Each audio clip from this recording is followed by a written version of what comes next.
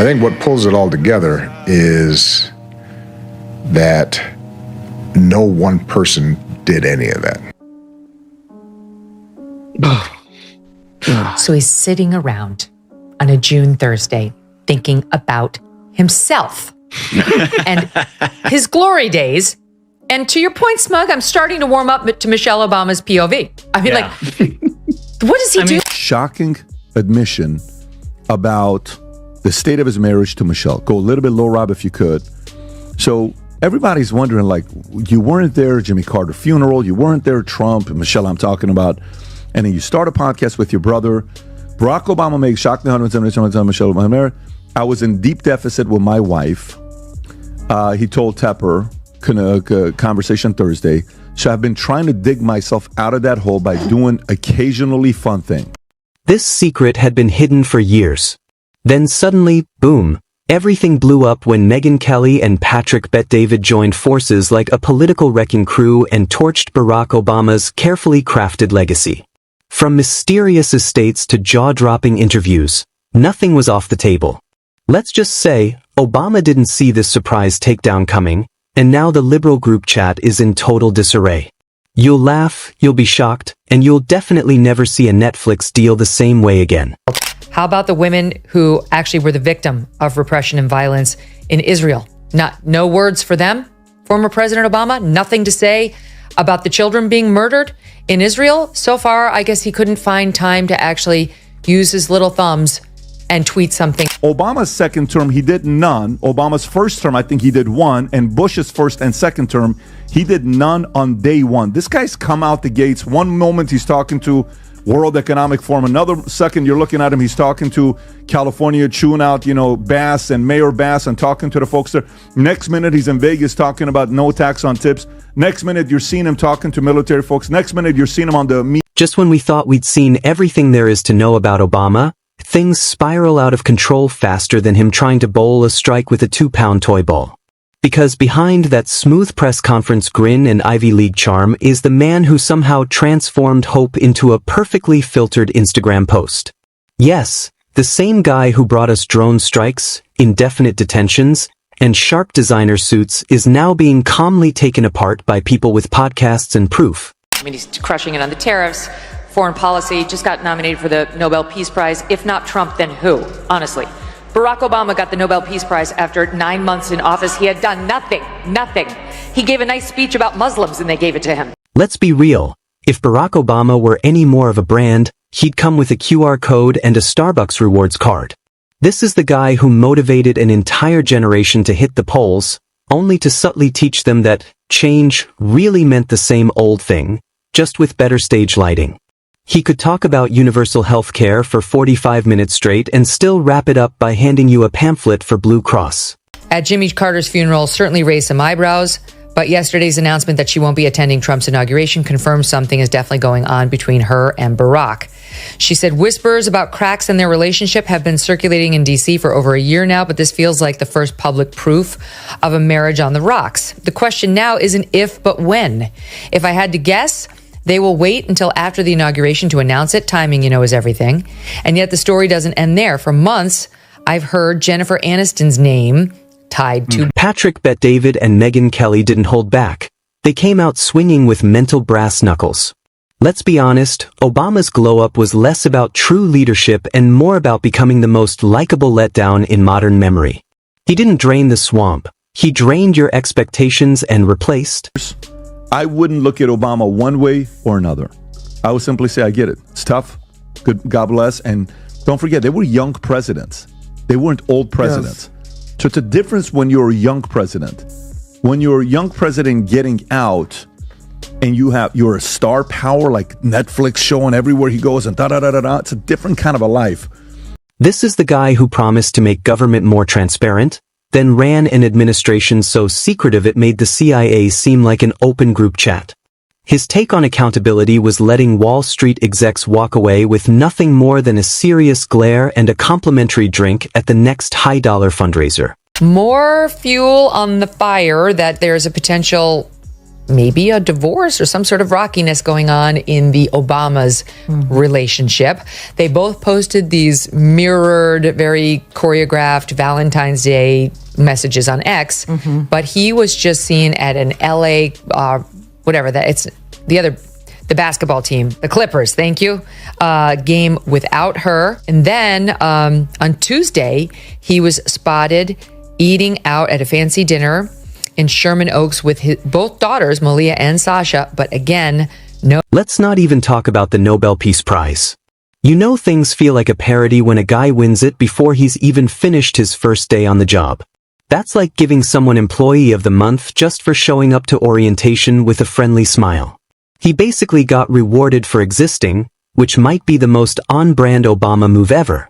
Meanwhile, his foreign policy under that so-called visionary leadership looked more like a blindfolded toddler taking swings at a piñata.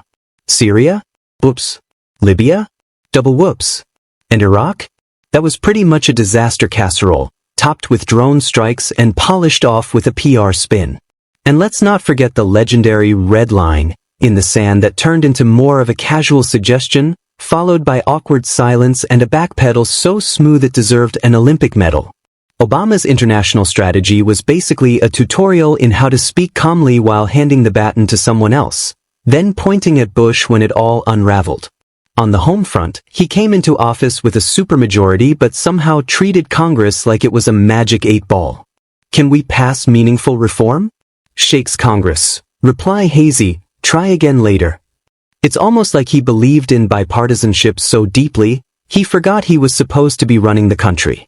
Tom, what is the process of Nobel Prize? If he's able to do that, who nominates? Because most of the Nobel winners are on the left. Nobel Prizes, you can go look this up, are given through an arcane nomination process, and they go into a back room and they decide who they're going to give it to. And the Nobel Peace Prize is basically a political football. You look around the world at people that have really caused peace, and you have Obama made a couple speeches as soon as he was inaugurated in 2009. Oh my goodness, we give it to for fostering an environment of peace. He didn't do anything. He was the master of long, drawn-out speeches that left people feeling emotional and then totally unsure what just happened. He'd throw out lofty phrases like, the arc of history, and the audacity of hope, and by the time he wrapped up, no one knew if they were inspired or just gently hypnotized. You'd snap out of it half an hour later wondering why your taxes went up and why your health insurance now includes a deductible for existential anxiety. Patrick Bet-David didn't just pull the curtain back. He tore the entire stage off its hinges.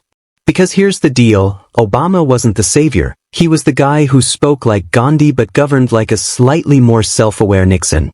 All optimism, no grind. All charm, no substance. The man could have sold sand in the desert and somehow convinced you it was a cutting-edge heat reduction technology. And Megyn Kelly? She broke down the Obama persona with the accuracy of a surgeon and the attitude of a real housewife during a reunion episode, because someone had to finally ask why the most supposedly transformative president left behind a country that looked suspiciously like the one he walked into, just with sharper phone cameras and way more identity politics. Obama gave us, yes we can, but followed it up with, well, actually Congress said no, so never mind. His legacy feels like a political IKEA instruction booklet, confusing steps, missing tools, and somehow still overpriced. Remember that whole dream of a post-racial America? Yeah, he floated that like a helium balloon and quietly let it drift away while the country erupted into Facebook flame wars. He didn't solve the race conversation. He gave it a makeover, new font, calm music, and the same unresolved mess underneath. How much is enough money, according to the Obamas? 70 million? Because public reports estimate that that is their net worth, parlayed on the back of Barack Obama's 14 years of holding political office. He did not spend 50 years in government service. He did a stint in the Illinois State Senate. He did a couple years in the U.S. Senate before he ran for office and won. All right, then he did 2 terms as president. And off of that, he's made himself over $100 million. Almost $100 million, probably over, to be honest. We don't know all of the earnings. And on the economic front, let's just say Wall Street probably slept better during Obama's presidency than under most corporate CEOs. He bailed them out faster than you'd rescue a drunk friend from a Vegas holding cell, while Main Street got a hang-in-there poster and maybe a souvenir coin. His economic recovery plan might as well have had a footnote that read, if you're wealthy, congrats. If you're not, good luck out there. He was the first president who made people feel like change was happening, even though everything quietly stayed exactly the same. His presidency ran like a polished TED Talk, big on vision, light on execution, and always with stunning visuals. And when things started falling apart, he'd slide back into that trademark calm like a guy who just set the kitchen on fire and casually asked if anyone wanted s'mores. There was no urgency, just carefully curated vibes. His specialty? Saying everything in a way that sounded profound until you realized you just listened to a 10-minute monologue that said absolutely nothing. He was like a philosopher stuck in a bureaucrat's job, passionately preaching change while quietly striking deals with lobbyists behind the scenes. And who could forget the healthcare rollout? It felt like watching someone try to stream Netflix on dial-up while yelling, "Yes, we can," into the void. Sure, millions got coverage, but millions more got dropped, re-enrolled, and confused into submission. It was like joining a government-designed escape room, only there was no way out, and you somehow ended up paying more for less. Reportedly own four luxury properties. A home in Martha's Vineyard, estimated to be worth some $20 million. In addition to properties in Washington, D.C., reportedly bought for $8.1 million, a beachfront home in Hawaii, reportedly bought for $8.7 million, and a home bought in Chicago for $1.65 million. Is that more than you need, Mr. Obama? Obama's presidency was the ultimate slow burn, not a firework, more like a scented candle. Calm, pleasant, and ultimately useless when you really needed a spark. He gave the country hope, then handed the controls to a crew of technocrats, hedge fund guys, and Silicon Valley dreamers who quickly replaced your job with an app and your retirement with a gig economy based on skills. And the media? They swooned over him like he invented the alphabet. Meanwhile, policies slipped by unchecked, decisions went unexamined, and everyone just nodded along because he made everything sound so reasonable. It was like being gaslit by a school counselor. He was the first president who didn't have to shout. He let his supporters do that. He weaponized politeness and made cool detachment his governing style. If doing nothing were an art, Obama would have had a solo show at the Louvre. And don't forget the surveillance state. He handed over the most advanced spying tech in history while giving a masterclass in plausible deniability. You didn't just get watched, you got watched politely, with full paperwork and probably a thank you email for your cooperation. Guantanamo stayed open. Troops stayed deployed. Lobbyists kept thriving. But hey, at least he looked good doing it, right? That's the Obama legacy. A presidency curated like an Instagram feed, filtered, flattering, and always a couple steps removed from reality.